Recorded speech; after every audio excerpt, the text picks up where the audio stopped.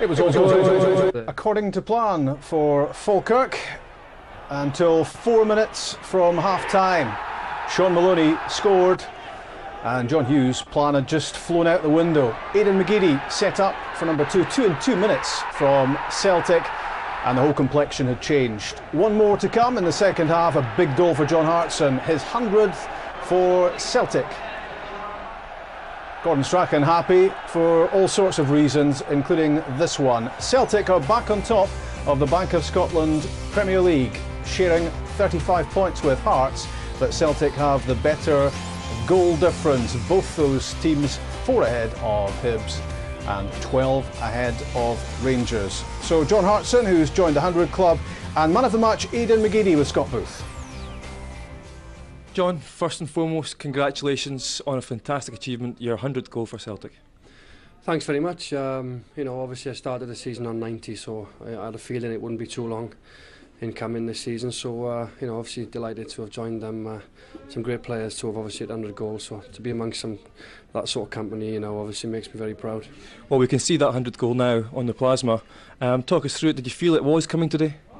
Yeah, I just felt, especially 2-0 at half time, I thought they may come out and give us a few chances, but I just try to keep that down there, and delighted to see it go in. It was probably my only real chance, really, of the game, but delighted, absolutely delighted. But the boys, without my teammates, I'd be nothing. So, I can only do it with their help, Is there one in particular favourite that you have going back over the 100?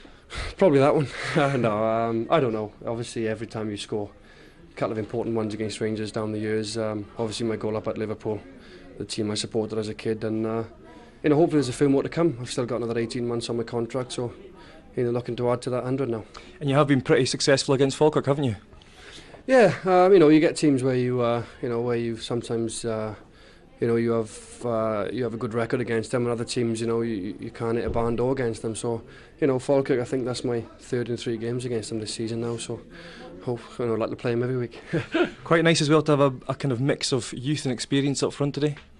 Yeah, well, unfortunately, Chris is, he's struggling, with his leg. He's a massive player for us. He's a great player. He pulled up the other day, and he's struggling as well for the Rangers game. So.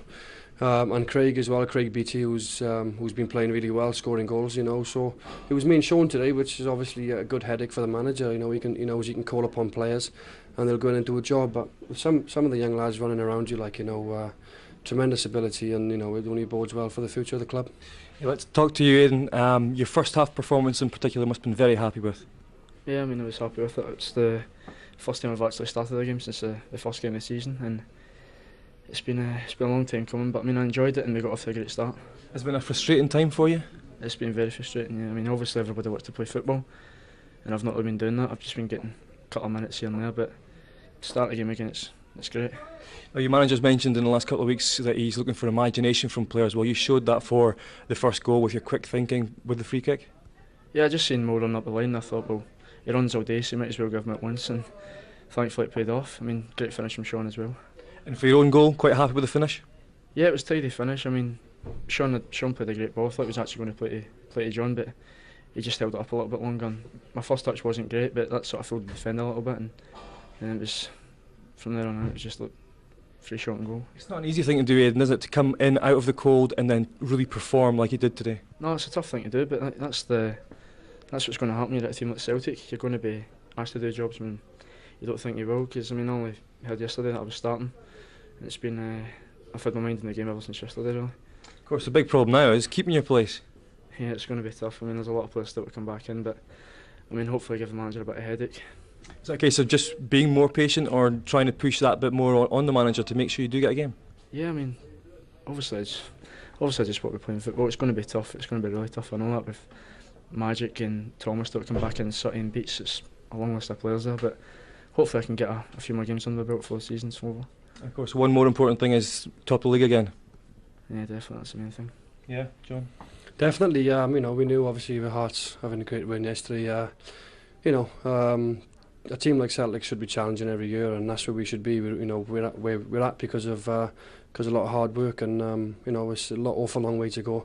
A lot more hard work, a bit of luck here and there, and you know, it's where we want to be at the end of the season. Maybe you can do one final thing today and give Aidan his bottle of champagne for Bank of Scotland man of the match. Well done, Aidan. Thanks, lads.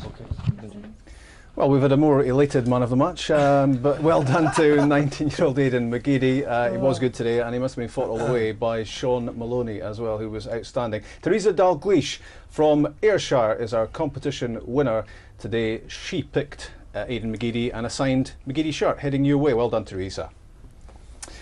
Well, a lot has happened for Celtic since the Old Firm match, because at that point all sorts of doubts were being expressed about Celtic under Gordon Strachan. They'd shipped, of course, 9 goals in the first 2 games of the season. They lost 3-1 at Ibrox. What was going to happen from there? Well, what happened from there is that in the 10 games since, Celtic have taken 28 points out of a possible 30. They've scored 28 goals. They've conceded only 5. Craig Burley and Ian McCall are with me in the studio. That makes impressive reading, doesn't it, those sort of stats? Well, 4 goals at Tannadice last week with Sutton and Hartson, 3 again today with Maloney and Hartson up front, with McGeady coming into the team.